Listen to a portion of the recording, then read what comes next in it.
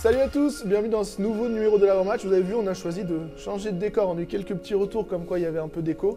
Donc on s'est mis directement dans le vestiaire des joueurs juste avant leur entraînement. Ça va Antoine? Salut Valentin. On est bien là, il fait bon. Ouais, il fait bon, pour le coup on est bien. Allez, on va commencer par revenir sur le match du week-end dernier et cette victoire au finish, j'ai envie de dire, face à Cournon d'Auvergne d'un petit but.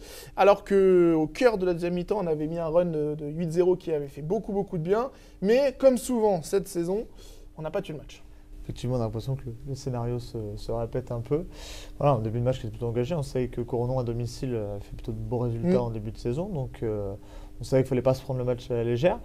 Maintenant, on est un peu frustré effectivement de ne pas tuer nos matchs. Ça fait plusieurs fois où on arrive à revenir à bien finalement élever notre niveau, mais qui est censé être notre niveau plutôt habituel, j'ai envie de dire. Et du coup, on est un peu déçu de ça et de enlever du suspense. Mais je pense qu'au bout les supporters vont avoir envie un peu de stabilité et l'entraîneur et tout le monde aussi, quoi.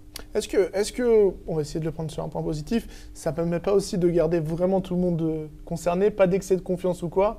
On gagne à l'arrache, alors que quand tu gagnes de 10 buts, des fois tu peux te dire, ah derrière ça se trouve. Ah oui, là-dessus je rejoins effectivement, ça permet de mobiliser tout le monde. Maintenant on a besoin, on n'a pas encore eu de match référence pendant cette saison.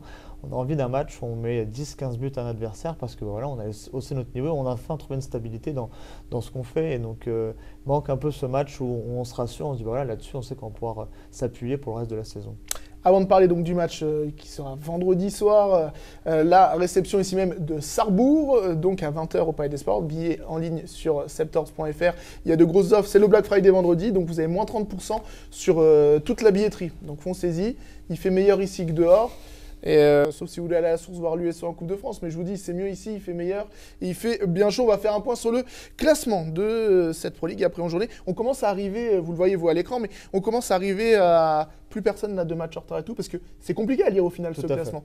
Donc aujourd'hui, il n'y a plus que Frontignan et Ponto qui ont un match d'avance. Frontignan est premier avec 20 points, Dijon deuxième 18, Célestat troisième 15, Caen et Ponto ont tous les deux 14 points, mais Ponto a donc un match en plus. Nous sommes sixième avec 12 points, suivent Nancy 11, Billère et Cherbourg 10 et Cournon 9. Sarrebourg est encore un petit peu plus bas dans le classement, mais on ne l'a pas mis dans notre top 10 forcément. Est-ce qu'on n'est pas à la place où on espérait être il y a 3-4 semaines quand il y a eu cette nouvelle série? Si on s'était posé la question début de saison, je pense que ce n'était pas non plus l'objectif voulu. Maintenant, au vu de ce qu'on a proposé début de saison, on est peut-être à notre place. Je pense qu'on pourrait être un peu plus haut. Il y a 2-3 matchs auxquels on repense, notamment à domicile, où on doit être capable de gagner tous les points possibles. Maintenant, voilà, on fait avec les armes qu'on a. On remonte plutôt bien la pente. On savait que le mois de novembre est plutôt important et qu'il va falloir qu'on prenne beaucoup de points. Donc il faut qu'on continue. Nous, on a les matchs qui sont plutôt bien menés pour l'instant. Donc voilà, finissons bien ce mois de novembre pour attaquer décembre avec… Exactement, 100% en novembre, ça te permet aussi de voir venir décembre. Vous voyez le classement sous vos yeux. En décembre, on joue contre le deuxième, ce sera le dernier match. Juste avant, contre le quatrième. Et juste avant, on va chez le cinquième.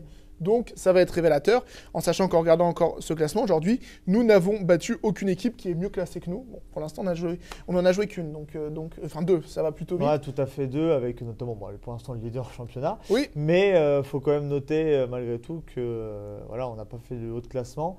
Mais ça peut être aussi intéressant de se confronter à des équipes qu'on sait qui vont être ambitieuses, un peu comme nous, qui ont le même statut que nous. Et voilà, savoir ce qu'on est capable de donner face à ce genre d'équipe.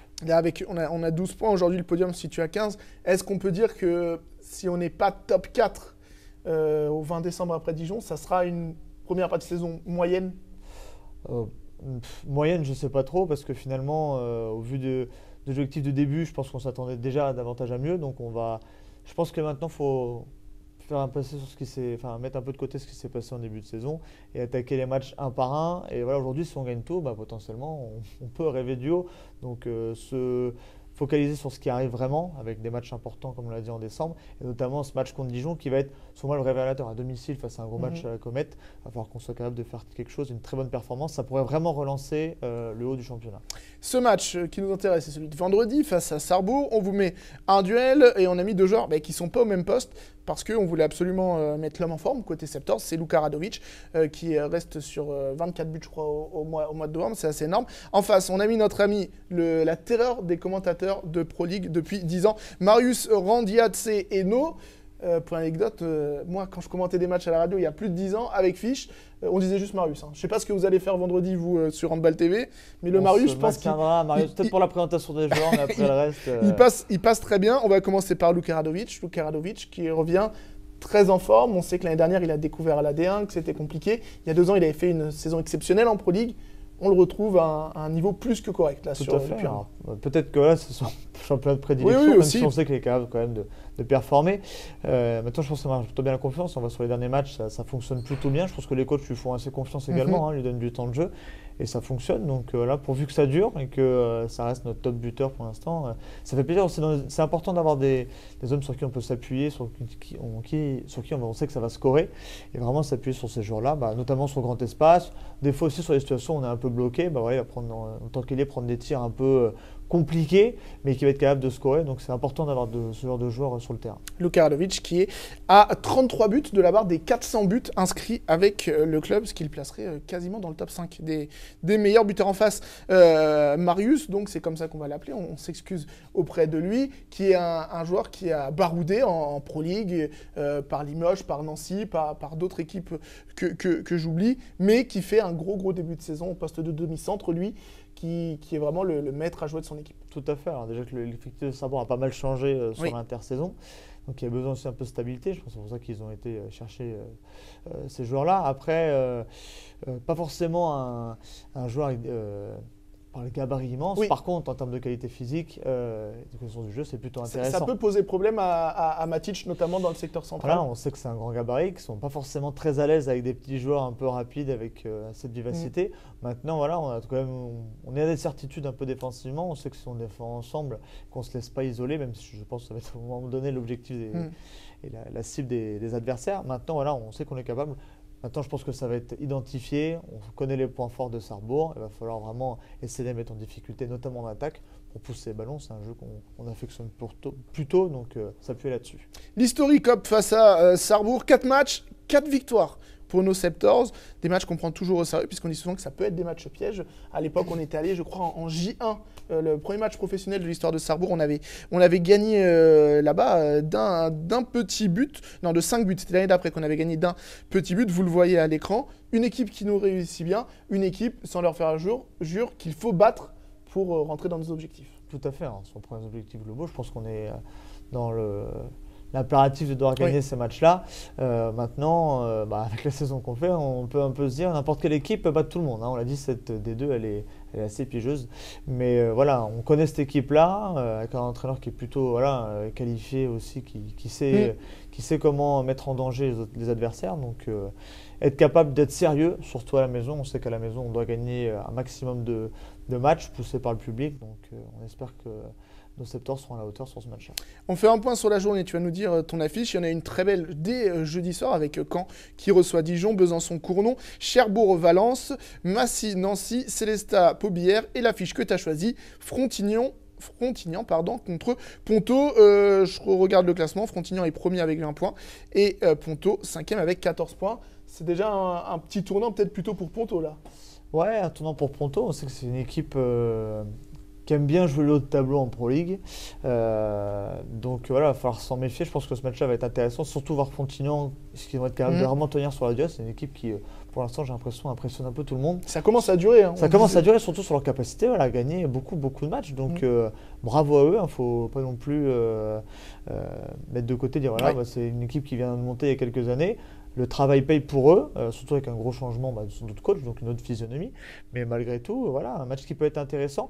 Ne pas laisser de côté le camp Dijon qui, à mon sens, pourrait être une surprise. Ce serait quoi le mieux pour nous?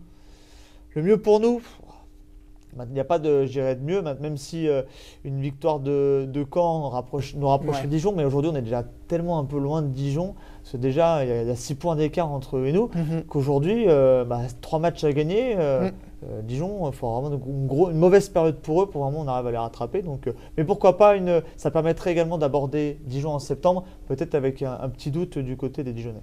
Pour finir, on a regardé un peu dans les livres d'histoire. La plus grosse série de l'histoire du club s'arrête à 8 victoires de suite. On en est à 3. Tu penses que ça doit être un objectif pour nous forcément de gagner tous les matchs, mais là, d'enchaîner une série immense? Ouais, ça peut être super intéressant. Ça peut être super intéressant de se dire que, même s'il ne faut pas s'appuyer là-dessus, il faut prendre le match, comme on a dit, un par un. Et que si on peut en faire plus que 8, on en fera plus que 8. Et que maintenant, tous les matchs sont bons à prendre. Sachant qu'aujourd'hui, ouais, ça serait bien également. Ça peut être seulement un petit plus que les joueurs peuvent se mettre et l'équipe entière, dans le sens de dire voilà. Je pense que tout le monde a envie de marquer l'histoire d'un club en tant que joueur. Donc ça peut être intéressant de le marquer de cette façon-là également. Voilà donc pour cet avant-match. Rendez-vous vendredi ici, coup d'envoi 20h, ça va être sympa. Il y a les chiens chauds, il y a Columbus, il y a des animations, il y a plein de trucs cool. Billets, à partir du coup, vous faites la remise, c'est 6 € la place l'avancière. Je crois que ça fait 4,20 € pour être derrière les buts. Et ça fait quand même une soirée sympa avec madame, avec les enfants. Pour 20 €, vous en avez pour votre argent. Ou sinon, vous regardez Antoine et Fabé sur Handball TV, mais c'est un petit peu moins cool. J'espère que vos micros marcheront. J'espère que ça marchera cette fois-ci, qu'on sera là pour vous commenter ça. Merci Antoine, on se retrouve avant le match du PSG. Ce sera le prochain match à domicile, donc début de la deuxième semaine de décembre. Et n'hésitez pas à vous abonner, surtout c'est important pour nous, pour le reach, et de continuer à nous suivre. Salut!